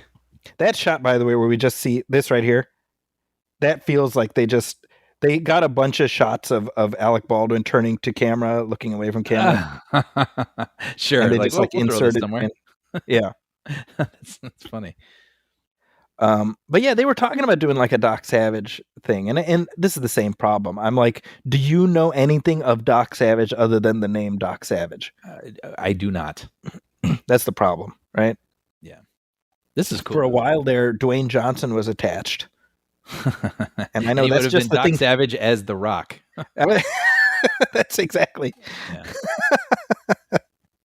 This is all cool. This is all then he'd be like, yeah, the paradigm of 1930s forgotten superheroes is about to change, or whatever he said about the Black Adam. About the Black Adam. Everyone's like, what? Sorry, man, we were with you the first time, but I mean, this is the thing, right? Again, as a comic book fan, I'm aware of the Shadow and Doc Savage and the Avenger only as characters who briefly had licensed comics published by the majors. So DC did their versions of each of them. But I'm just like, these are not present tense characters anymore. Right. And that doesn't mean that the back catalog does not have value, or that you can't do a cool reinvention. Totally. Or I said that the Avenger was Darkman-esque. I meant that in reverse. It feels like Sam Raimi is obviously familiar with these characters. Yeah. And that was his version of the Avenger, reinterpreted through a Sam Raimi lens. Yeah, the Avenger / the Shadow, to be honest. Yeah. I think that there's an opportunity to reinvent them, but you have to do it in a way that assumes that nobody knows who these characters are, or not enough people know who these characters are. Totally. Tommy gun. It's funny. There's when you go to Vegas, there's places you can go and fire machine guns and all sorts of things. Mm-hmm. I gotta admit, I'd be tempted if you could fire a Tommy gun. I'm like very curious. It's still very, very representative of a specific moment in time. Yeah. There is something just kind of, I don't know how to describe it, like cool, or just, it's just so specific or something. So specific. Yep, exactly. Yeah. And like you have to yell. You have to be like, ah. Makes me think of like Flat Top and Dick Tracy, and like, exactly. This, by the way, this is like kind of haunting, the way he's spinning around the circle and yelling like that. It's kind of a... Yes. Well, and this shot right here, this overhead, is what made me think of the Joker. Great shot. Yeah. I mean, this is where you're like, yeah, man, we got Tim Curry. Like he is... I do love how he calls the Shadow a sissy. I found that amusing. Yeah. That's funny. I was like, wow, that's a very, like, you don't see that used as an insult anymore, right? No. You sissy. Yeah. What did you call me? Yeah. Nobody calls me sissy. That's the original version of Back to the Future 2 before they cooled it down a little bit. I love it how they even went with chicken, which even in like the 80s, that feels like so old school, right? Like you a chicken? And he's like, what the hell? And yet arguably, again, because you can imagine him calling him a sissy, right? Totally. Like at the time in the late 80s, that would have been, and yet we would watch that now and we'd kind of cringe a little bit. Totally. There's something timeless, weirdly, even though it's very much not timeless about it. Yeah. That's a good point. See, now the Shadow had Farley Claymore kill himself, just like Shiwan Khan had those other guys kill themselves. I had the same thought. I was like, little... Yep. What differentiates them, Riddle me this. Are you that good? Now, I love this whole floor setup here. Yeah. And what I was thinking, I was like, how is that part of the infrastructure? Yeah. How do you explain it? It's like putting in a trap door when you're talking to your contractor and he's like, huh? Okay. But here's the interesting thing. If you read up on the production design, they're like, well, they designed the hotel, and they're like, well, what goes at the top of the hotel? A restaurant. So they're like, well, it's a rotating restaurant. And so there would be something in the floor that would allow for, right? Yeah. I mean, it goes a little topsy-turvy. Right. Which threw him off a little bit, but yes. No, that okay. That tracks. Right. Kind of works. Have you ever been in a rotating restaurant? I wonder if that'd actually be fun. I mean, I guess with a view. Yeah. Yes. See right here, you see how his face, again, this is Daniel Baldwin face. He's just morphing between his brothers, basically. Yeah. On my honeymoon in Waikiki, we went to a rotating restaurant. I believe that's the one and only time. See, but you can imagine you'd be sitting on the outer side of this circular thing that's in the middle because you'd want to be looking out windows, observing landscape. Yes. But here, can you imagine if you're at the table in the middle of this thing, just spinning around like, Yeah. It's not as fun. You're just spinning. You're not seeing anything. Okay, so this here, now it's throughout the movie, we're told how he doesn't have the skill to control the dagger. Mm-hmm. And so the movie solution is, well, now he does. Yes. Like, he doesn't overcome anything. You know what I mean? Yes. Yes. It's like the dagger's like, oh, okay, I guess I'm going to listen to him now. If he had some sort of old negative trait that he Yes. finally, combated and overcame, now you can control the dagger. I think, I think that would have helped. Right? Because that's the climactic thing. That's what tips the scales in his direction. And it's just, now I can control it. Mm-hmm. You know? Yeah. Yeah. His arc isn't very pronounced. Yeah, I mean, I think we allude to earlier when Cranston meets Shuan Khan the first time, Cranston's like, "Oh, you're a student of the Tulku too," and Shuan Khan's like, "Yeah, I killed him," or something to that effect, right? Mm-hmm. And he doesn't react at all. Mm. Yeah, Right? yeah. And I'm like, well, this guy changed his life. He's obviously a big deal to him. Yeah. So You could like imagine. Yeah. No, go ahead. Well, even if he was trying to keep his cool, you would imagine like a little eye twitch or so, like, "Ooh, that got to him." But he's trying to right. put on a Something facade. exactly. Yeah. Yeah. I gotta say though, this is a pretty cool look for Alec Baldwin here. Minus he's wearing like the trench coat and stuff, but yeah, it's just a cool look. He looks cool right here. Looks like something out of the Matrix or something. I totally agree. Yeah, the dual pistols. So now all this, the climax here, it was supposed to be a big elaborate hall of mirrors, a la an Orson Welles movie called The Lady from Shanghai. Mm. And Is that where that originates? I feel like that's the most prominent early example, and certainly with the obvious Orson Welles connection with The Shadow, it seems like they most probably were inspired by that, right? Yeah, sure. Or if like we go back to cave paintings, like old stories on walls, it's like, wow, they had hall mirrors storylines back then in too. caveman days. Yeah. So it was supposed to be this very elaborate sequence, which they ended up doing practically nothing with because of the Hollywood earthquake. It's crazy. Yep. Right? Yep. In 1993. When was that? When was the Hollywood January 94. Okay.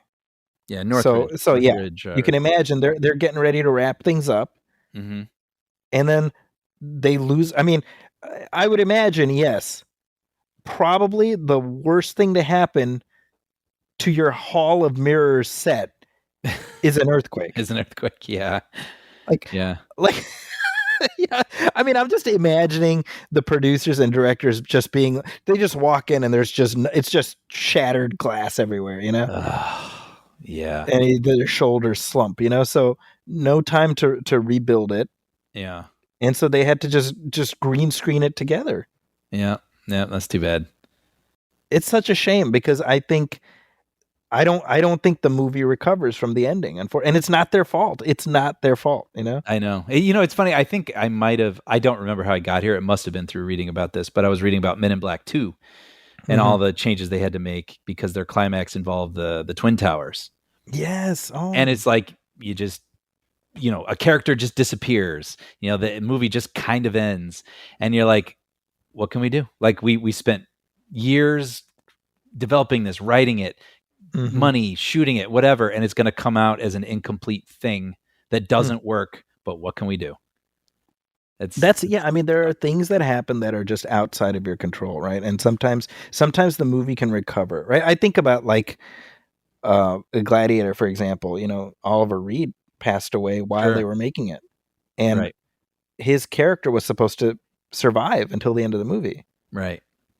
And they found a way, amazingly, to write in an exit for his character. That's so masterful. You'd be like, oh, you didn't have that planned originally? Right. Sometimes things work that way. Other times they don't. Yep. See, you can tell that this is just green screening, you know? Yeah. It's kind of impressionistic. Weirdly. Yes. Yeah. What a bummer. It is a bummer because this, to me, I'm like, well, his face should just be getting torn to pieces. Yeah. Shuan Khan. You know, it's funny. I didn't even really think about it when I was watching it, but now knowing what they were working against and the solution they had to come up with, now I'm like, oh wow, okay. I mean, it's like, look, considering the circumstances, you pulled a rabbit out of a hat, but it's unfortunately it's just it doesn't work the way it should have, you know? Yeah. It's too bad. Man, a shard of mirror through the forehead. What a way to go. It's pretty violent. It's like, oh, by the way, I'm not a fan of lobotomies. I'm just gonna say, off-screen lobotomies always creep me out. I'm gonna go on record. Oh, dude, 100%. Just what a horrifying. Yeah. What was I gonna say? Oh, the knife. So did you listen to the How Did This Get Made episode? Yes. So they realized, they Googled it, that knife is the same knife, exact same knife that is used in the movie The Golden Child with Eddie Murphy. That's amazing. Isn't that funny? Because someone was like, is that the Golden Child knife? So like during the show, they go on Google and look it up and it's like, yep, that is literally the knife from The Golden Child. Crazy. And that was Paramount, I believe. I wonder, you just go to a prop warehouse and you have the knife with face on it. Hey, yeah, this will work. Yeah, this guy looks familiar, by the way. He does. Yeah, the psychologist here or whatever. I can hear him almost being like, "Oh yeah, he'll be fine." Like, doesn't this too seem like shorthand from a different era, where it's like, you know, somebody's crazy because they think they're J. Edgar Hoover or whatever. Totally. Yeah. And it's like, oh, these crazy people. Right. Right. Actually, I'm looking it up now. I think I know who this guy is. I think he's in Edward Scissorhands. Oh, okay. And he plays like a doctor too, observing someone's mental state. Okay, so he's got his type. Yeah. Yeah, I think. I don't know. We'll see if I find it in time. That rotating shot. It's a nice shot where it's the camera spinning around them as they kiss. But I'm always like, is that awkward for the actors to just be like kissing as this camera is just going around them? Yeah. I do like that, by the way. How will you know? And he's like, I'll know. I think that's clever. Yeah. He doesn't say the shadow knows. See, that shot right there. Tell me that's not part of that same, those other shots of him. That afternoon where they were waiting for someone to like get a set. Ready. So they're like, I don't know, let's just shoot some glamour shots of him real fast.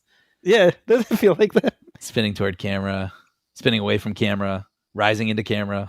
Totally. Exactly, right? Yeah, but movie kissing scenes, I always think about that. I'm like, is it awkward to them to just be like playing tonsil hockey? Well, I think it could be because the camera is doing a lot of business. So it's really dynamic and interesting for us. And we're looking at a lot of things and the shot is changing. The image is changing. We're moving in, we're moving out, whatever. But for them, they're just literally standing still for 30 seconds straight, just kissing while the camera is doing all sorts of stuff. Yeah. Yeah. It's weird. Yeah. But I mean, it depends who you're kissing, I suppose. Maybe. I suppose. Maybe sometimes it's a blessing. That's a good point. Oh, that is it. I looked it up. It's the guy from Edward Scissorhands. How funny. I could see him saying, because he gives this long diagnosis. He doesn't know the world. He doesn't understand our ways. And the cop's like, yeah, but will he be all right? And the doctor's like, oh yeah, he'll be fine. I just seeing his face, I could hear him saying that. And that was like the same year as this, wasn't it? I want to say that was 90. Oh, that was 90. Yeah, that was Scissorhands. So maybe him being cast in this was like a little nod to that. Yeah, he's good at that. I found it interesting too as we're wrapping up with the credits are going. But I read as a little bit of trivia that they made a Super NES game based on The Shadow. It was done, but they didn't release it because of the disappointing box office. That's right. Isn't that wild? Yeah, it's you can download it now and play it. But it seems, just from what I've seen, it's just another one of those platformers from that era, Oh, I can picture it. I can, totally picture the side-scrolly Batman, whatever, leaping up. Could be anybody. Yeah. Yeah. Now the song here, Original Sin, this was later released by, this is Taylor Dane singing it, but it was later released by Meatloaf Really? like a year later. Yeah. But this version has like shadow lyrics where it's like, who knows what evil lurks, whatever. She's some shadow related thing.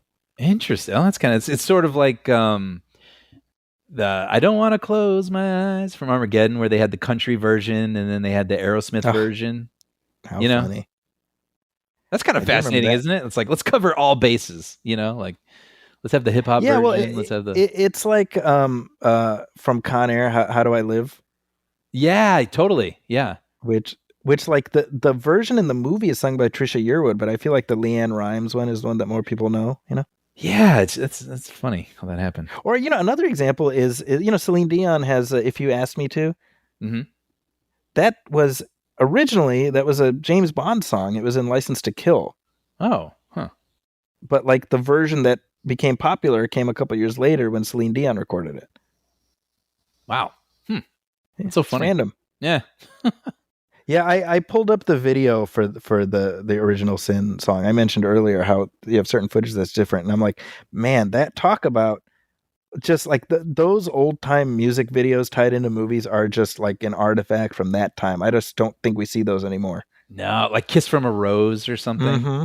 Yeah, Yeah. but it's like Seal, but there's actually the bat signal behind him.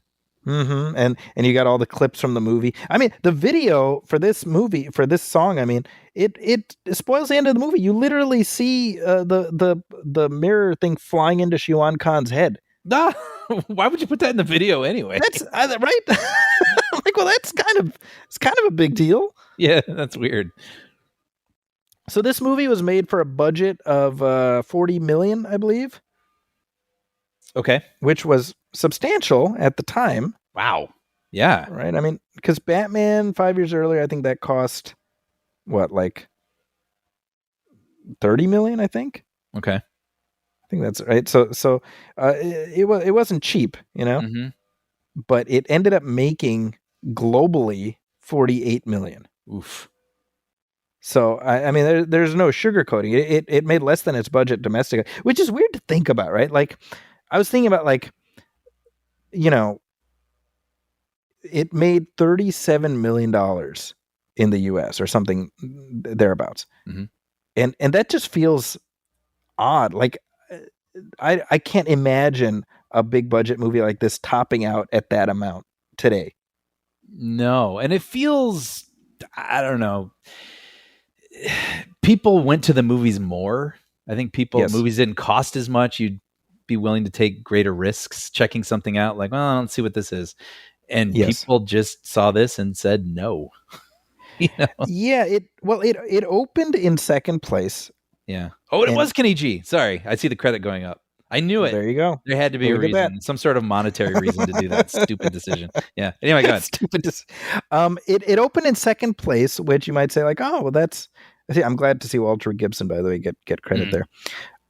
But it opened second to The Lion King. Okay, fair. And so I'm sure Universal's like, okay, that's fine. Yeah. Second, that's okay.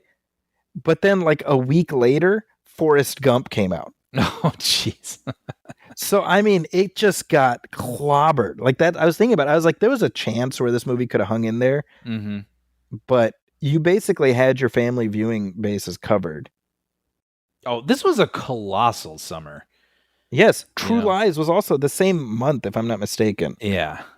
So there's your top three of that year. You got Lion King, Forrest Gump, True Lies in whatever order. You got Speed out there somewhere.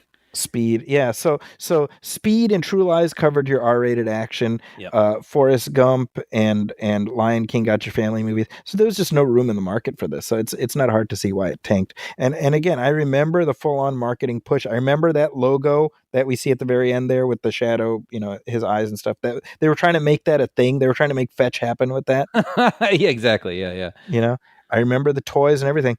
And yeah, it just was not meant to be. But I will reiterate what I said earlier. I think there's a way. I think the ingredients are all there to do something with. I completely agree with that. I don't know why it didn't congeal entirely. I could sit here and think about it, but at the end of the day, I just don't feel like it did. Yeah. But in our series of looking at these movies from the 90s, these like sort of dustier old heroes, and I don't know them. I'm watching them for the first time. I don't think I'd go out of my way to recommend this to anybody, if I'm being honest, Right. who hasn't seen Yeah. it. But if people are interested in that sort of specific thing, Yeah, I think if you're delving into these movies, then yeah, you should obviously include this one in the mix too. it's an interesting artifact for sure. And for people who love the character, I think there's a lot for them to chew on here to be like, I know that. Oh, there's that thing. Oh, great. The thing I love. Like they didn't compromise I it or agree with change that. it. I mean, it's all there. I agree. I think certainly, if nothing else, it is a respectful adaptation of the mythology that fans of the character can look at and say, yeah, no, this is that thing that I know. Mm-hmm. Mm-hmm.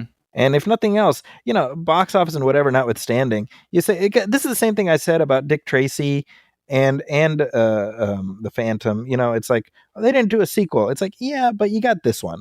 Mm-hmm. Oh yeah. And and as I said the same thing with Dick Tracy. I'm like, well, do we need a sequel? I feel like they covered everything you need is in that first movie. I mean, I agree. And I say the same. This, like, if you like The Shadow, well, this gave you that. Yeah. And that's hey, that's fine. I'm. It comes to a conclusion, right? Like I can respect that as opposed to, so many of these things that very clumsily set up a cliffhanger that leaves the story unresolved, that will never be resolved because they got ahead of their skis. Right. Yeah. They made the one. But with that said, hey, if you've got any other artifacts from the 90s you want us to dip into, let us know. I got to be honest, Brian. I've been having fun going through these, and one of these days I'd love to do The Lone Ranger from 2013, which, as you know, is a movie that I am a defender of. I know, and I am ready to go back. I didn't dislike it, but I think I was a little underwhelmed by it or something. And I remember it was totally into that Gore Verbinski makes a 2.5 hour Disney adventure era, and it was just too long. But I do remember the ending being super rousing, like the train sequence. So I'm curious to go back. That one and The Legend of Tarzan, those are the ones that I kind of I put those as little vestigial examples of these type of movies. Okay, yeah, you've mentioned that one too. So I tend to enjoy these kinds of things, discovering these movies that I missed. 90s movies I missed are my jam. So well, there you go. Yeah. And who knows? Maybe we'll end up talking through them. But hey, let us know your thoughts on this commentary track for The Shadow. You can email us at moviefilmpodcast@gmail.com. You can also hit like on our Facebook page, facebook.com/moviefilmpodcast, and message us there. Also, as I said repeatedly throughout this, we take suggestions. So, if you've got, maybe we missed one and you want us to delve into it, you never know. Maybe we'll take that on. You never know.